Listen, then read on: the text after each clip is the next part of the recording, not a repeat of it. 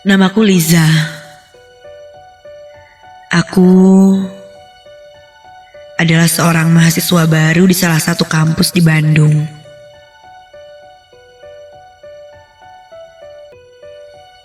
Ini cerita pengalamanku saat mengikuti malam keakraban atau makrab yang diadakan oleh jurusanku.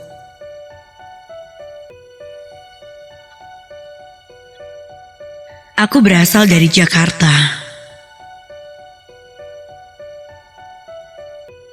Di Bandung aku ngekos di daerah Dago bersama beberapa teman yang sama-sama berasal dari Jakarta. Namun meski kami sama-sama berasal dari Jakarta, hanya aku yang berbeda kampus dengan 3 orang temanku yang lain.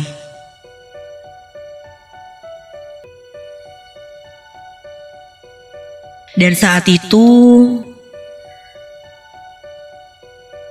perkuliahan di kampus mereka sudah dimulai. Sedangkan kampusku baru selesai masa orientasi dan akan berangkat untuk melaksanakan malam keakraban yang rencananya akan diadakan di sebuah villa di daerah Lembang. Sore hari, aku berangkat dari kosan menuju kampus dengan menumpang ojek online. Waktu itu rencananya kami akan berangkat setelah maghrib menuju lokasi makrab. Akan tetapi, karena satu dan lain hal, kendaraan yang membawa kami itu baru berangkat sekitar jam 9 dari kampus.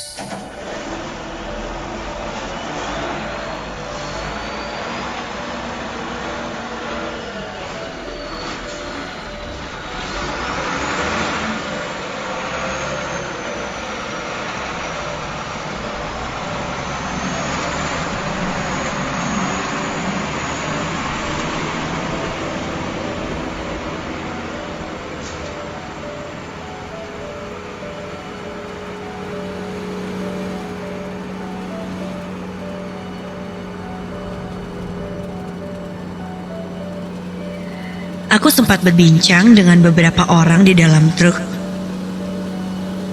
tentang lokasi makrab yang akan kami gunakan.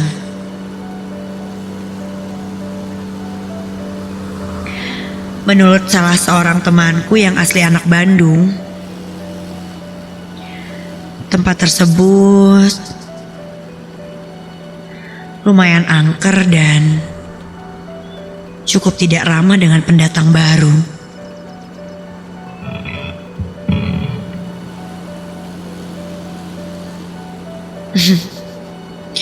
Tapi aku hanya tertawa kecil mendengar cerita itu.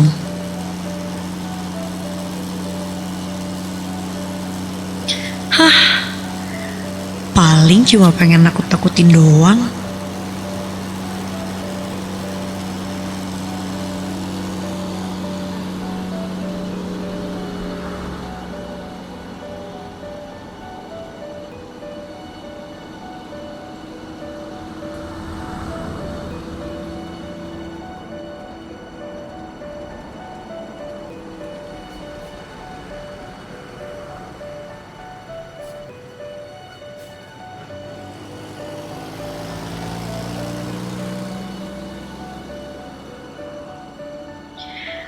Tiba-tiba saja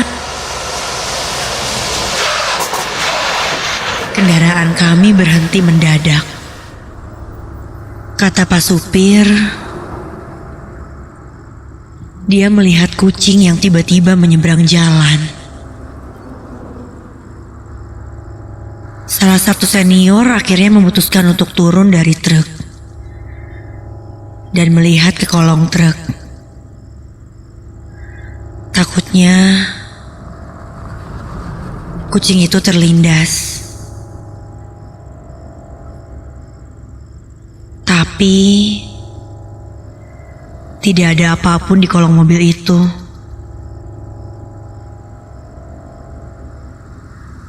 Begitupun di kiri kanan jalan.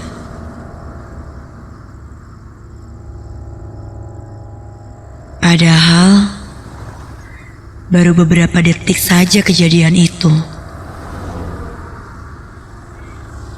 Tapi tidak ada kucing sama sekali di sekitar.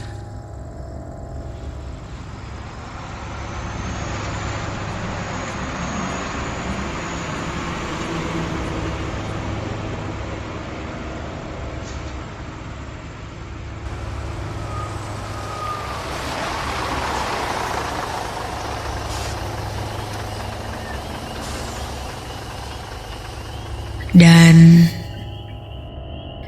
kami tiba di lokasi sekitar pukul 11 malam.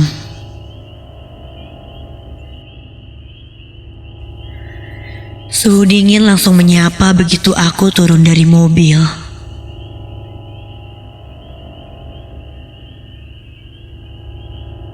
Kulihat beberapa teman bergegas memakai sweater atau alma mater kampus. Tapi banyak juga dari mereka yang tampak biasa-biasa saja dengan udara dingin ini. Mungkin karena aku terbiasa di Jakarta dengan udara yang tidak pernah sedingin ini.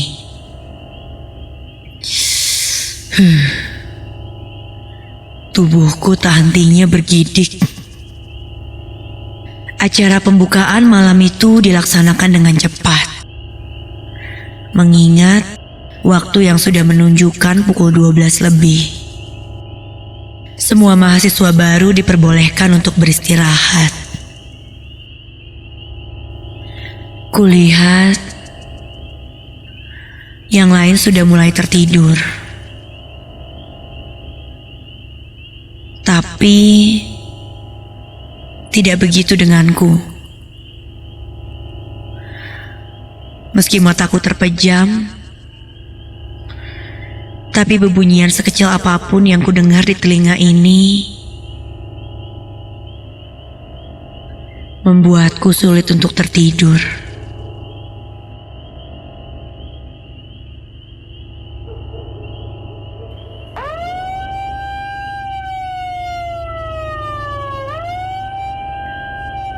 Aku terkejut saat mata baru saja terpejam beberapa menit. Suara alarm dari toa speaker menyala begitu keras. Semua mahasiswa sontak terbangun dan panik. Apalagi ditambah dengan teriakan para senior yang semakin membuat kondisi sangat genting. Kulihat jarum jam menunjukkan pukul 2 malam. Kami dibariskan, lalu dibagi kelompok untuk melaksanakan jurit malam. Meski tahu pasti ada kegiatan semacam ini, tapi aku tidak menyangka ini dilaksanakan di malam pertama ketika kami baru tiba. Kepalaku sedikit pusing, karena bisa dibilang aku belum benar-benar tertidur saat itu. Tiap kelompok terdiri dari 7 orang. Di kelompokku ini ada 4 orang laki-laki dan 3 orang perempuan.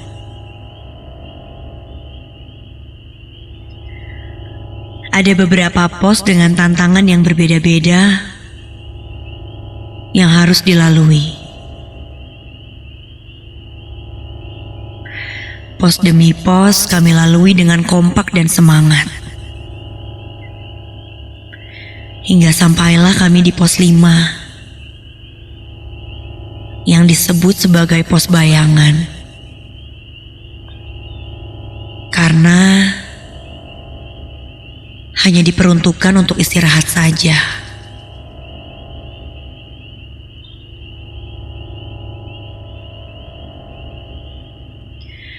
Teman-temanku pun meminta untuk beristirahat sejenak. Alih-alih menuruti mau mereka, aku malah mengejek dan menyombongkan diri. Aku berjalan seorang diri sambil mengoceh dan mengeluh terhadap teman-temanku yang masih saja bersantai di pos 5.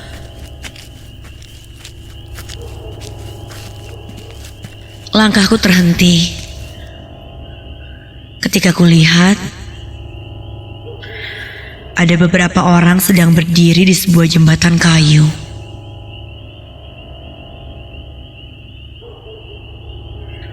Karena kukira mereka adalah senior yang berjaga,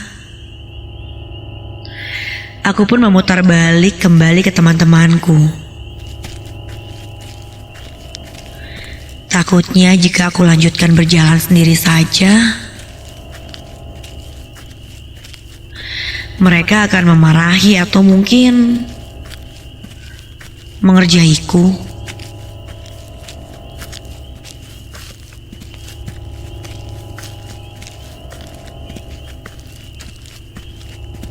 Ketika aku hendak kembali ke teman-temanku,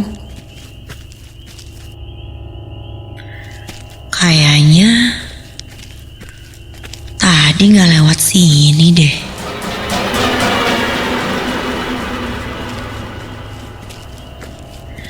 Aku sedikit bingung karena sepertinya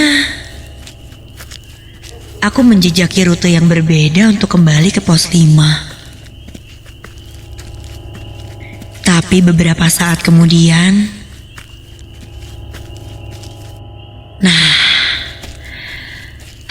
akhirnya ketemu juga sama mereka. Begitu kataku. Aku berjalan mendekat. Saat kulihat, astaga, itu bukan teman-temanku. Kulihat ada 1, 2, 3. Banyak orang-orang berpakaian zaman dulu.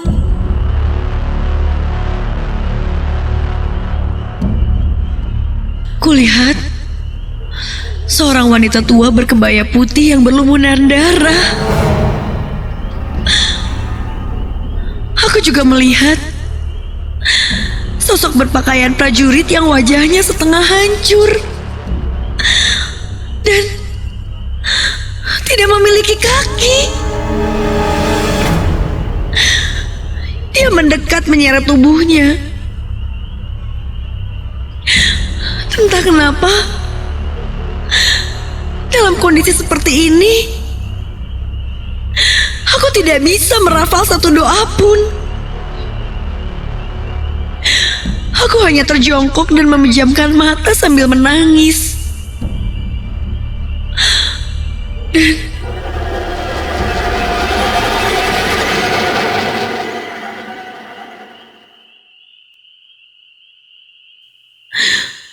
tiba-tiba semuanya hening. Lalu terdengar lirih tangisan seorang wanita. Aku tidak berani membuka mata. Namun suara itu kini seakan makin dekat di telingaku. Aku menutup telinga dengan jariku. Dan tiba-tiba saja ku dengar suara anak kecil.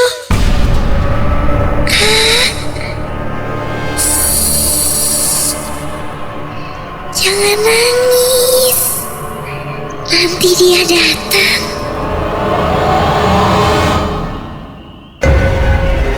Aku sontak membuka mata dan menghanyap suara. Aku lihat kini makhluk-makhluk menyeramkan itu tepat di hadapanku. Dengan tatapan yang menyeringai penuh dengan amarah. Dan salah satunya mengeluarkan suara yang sangat bising. Mataku terpaku dan tak bisa kubejamkan. Tubuhku seakan membatu. Bahkan mulutku seperti terkunci untuk sekedar mengucap kata tolong. Kakiku melemas. Aku seperti kehilangan kendali dan tak lama aku pun ambruk pingsan.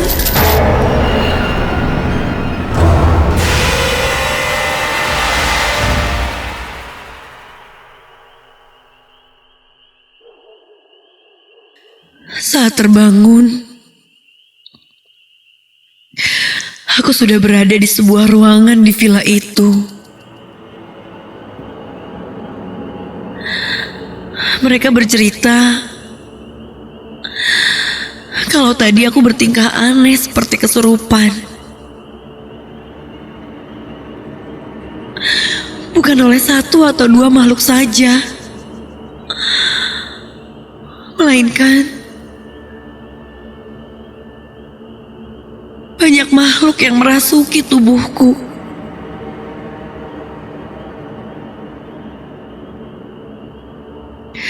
Kata mereka, suaraku sempat berubah-ubah. Mulai dari menangis lirih, tertawa seram, bersuara seperti anak-anak,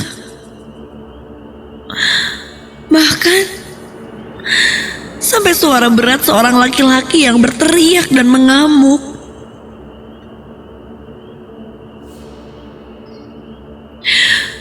Aku tidak tahu apa yang terjadi padaku tadi. Karena yang kuingat adalah aku melihat segerombolan orang-orang berpakaian zaman dulu yang